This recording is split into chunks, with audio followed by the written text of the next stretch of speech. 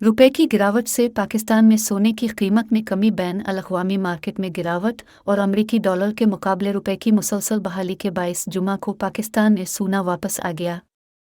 Al Pakistan Sarafa Gems and Jewellers Association APSGJ के जारी करदा अदाद शुमार के मुताबिक सोने की कीमत 24 कैरेट फी तोला 2,800 रुपये और 2,400 रुपये फी 10 ग्राम कम होकर 1,93,200 रुपये और 1,65,638 रुपये पर बंद हुए। बिलतरतीब एक दिन पहले कीमती शय ने मुर्दाबली को उछाल कुछ सौदेबाजी के शिकार में नुमाया कमी के बाद आर्जी बहाली देखी। ताहम आज के सेशन के दौरान कीमत पीछे हट गई। दरियासना मकामी मार्केट में चांदी की कीमतें बिलतरतीब 2,100 रुपये फ़ी तोला और 1,800.41 रुपये फ़ी 10 ग्राम पर बरकरार रहे।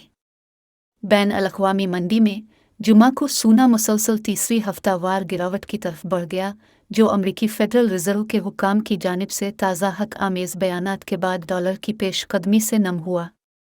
कीमत $15 की कमी के बाद $1,824 फ़ी औंस पर तय हुई।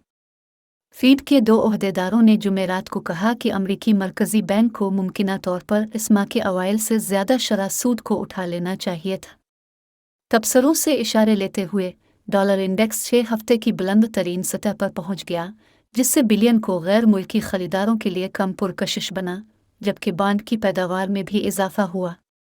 क्वांटिटेटिव कमोडिटी रिसर्च के तज्ज़ियाकार पीटर फटेग ने कहा कि ताज़ा तरीन रिमार्क्स 50-20 पॉइंट रेट में इजाफा और सिर्फ एक से ज़्यादा इजाफे को मेज़ पर वापस लाना डॉलर को फ़ायदा पहुंचा रहा है और कीमती धातों की मंडियों पर वज़न डाल रहा है।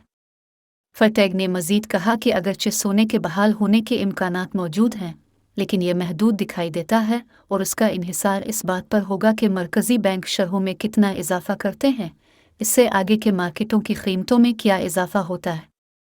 ज़्यादा सूद की शरह सिफर पैदावार वाले बिलियन के इनकाद के मौका की लागत को बढ़ाती है।